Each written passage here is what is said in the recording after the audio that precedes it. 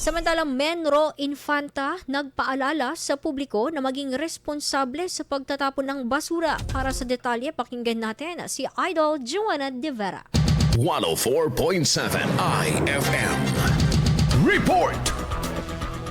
Muling nagpaalala ang Municipal Environment and Natural Resources Office ng Infanta sa mga residente hinggil sa tamang pagtatapon ng basura.